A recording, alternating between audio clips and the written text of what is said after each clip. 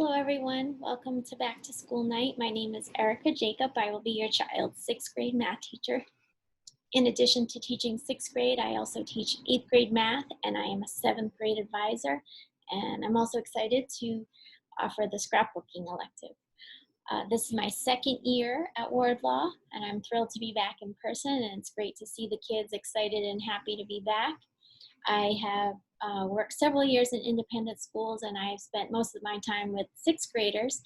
It's an exciting year. They have lots of energy and they gain lots of confidence and independence as the year goes on, and that is definitely reflected in their math work. So far this year we have been working on tools that will help us be successful, and whether we were in school or we have to work remotely. And I'd like to share those with you.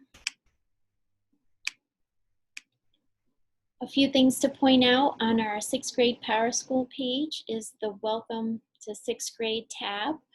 Some important things to know is the Zoom link. If you're in a Zoom class for math, this is what you use, or if you're coming for extra help, this is also the link that you would use. My email is here. This talks about signing into the ebook. However, the 6th graders have workbooks. So far they have volume 1. And that should stay in their backpack and go back and forth to school every day. Halfway through the year, they will receive volume 2, and they can write in the workbook as well. In 6th grade, they continue to work on operations with rational numbers, decimals, and fractions. But some of the main topics new to 6th grade are a lot of integer work, starting to get into a little bit of pre-algebra with algebraic expressions and solving equations and inequalities. And later in the year, some measurement and geometry. Another main thing to look out for on the PowerSchool page is the weekly kind of plan and assignments. If you click on the week, that first tab will show you what objectives we have, what are the outcomes, what skills we're working on, and then what assignments are laid out for the week, the tentative assignments. In the tabs, it'll break down the assignments a little bit further. If you click on any assignment, any links you need or PDFs are there and the specific instructions. A shortcut way to get to the assignments, if you kind of need to see them in order, is to click on activities and assignments. Everything we've done so far is here. So normally the students will click on these, and instead of seeing view work, they will see hand in, and that's where they hand in all their work. I would also like to talk about some of the sites that we use. And using these sites are tools for success in math and how to use these resources effectively. Students are going to see this in class, so it would be good for you to see what they know and what's required of them. A quick thought on the grading policy. 20% is assignments, and that includes classwork and homework. All those assignments are numbered in PowerSchool, and those are graded generally based on completion, so 5 out of 5 points. In math, they have to always show their work, and as I go through the sites, you'll see that everything has a self-correcting aspect to help students work more independently. Quizzes are 40%, and tests/projects are also 40% of the grade.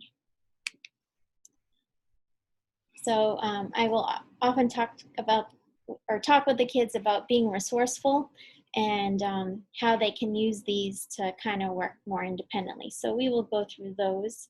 Edpuzzle is where they watch videos, and when they take videos, they should watch notes. The point at which they watch videos is when something new is being introduced. So it's kind of a first look at things. They shouldn't necessarily know it well when they're done with the video, but it gives them a head start for when they come to class.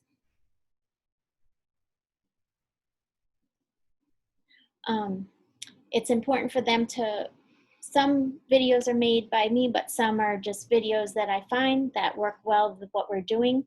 And it's important that they actually watch them in the Edpuzzle site. Their names are listed from my end, and I can see if they've watched the whole video or if they haven't watched it. So it's important for them to remember to watch that in Edpuzzle and to watch the whole thing for full credit. Like we talked about on the welcome page, all the PDFs are there for them, one chapter at a time. So, and then the answer key is also available. So this is where the self-checking, self-correcting aspect comes in. So they should complete a problem and then just make sure they're on track. So they should check as they go, especially for multi-step problems.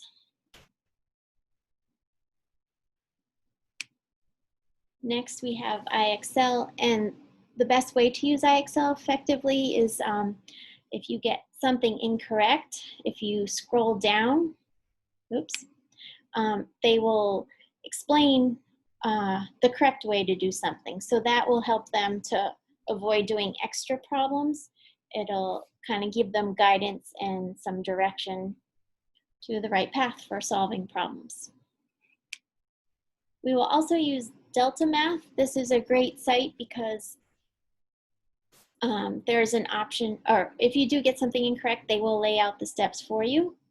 In addition to that, there's a video they can watch before or after they do the problem, and it'll explain and write out the steps for them. So here's another way to self-correct and be independent.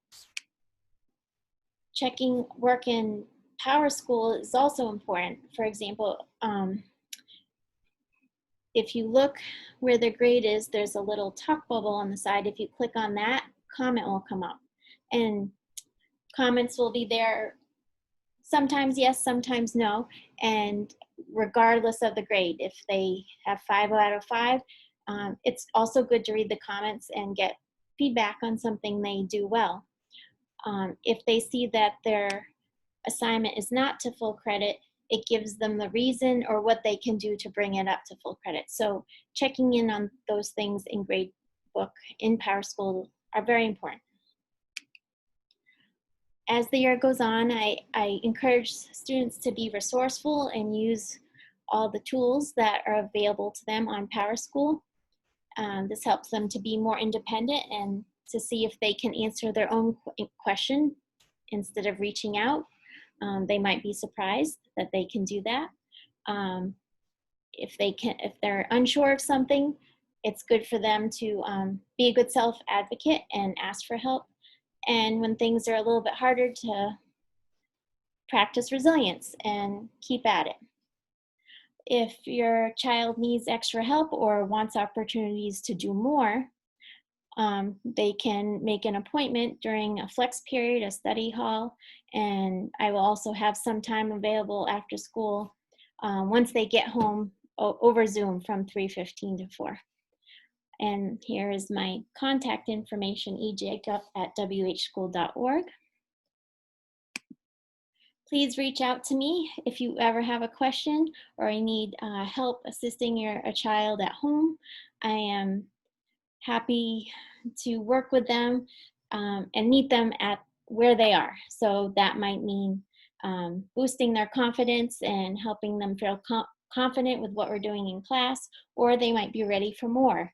And all our tools that we're using, Edpuzzle, IXL, Delta Math, they're all great for helping kids do more if they have more interest and want to learn topics beyond what we're learning in class. Thank you for watching, and I look forward to working with your child and with you for a wonderful year. Thank you.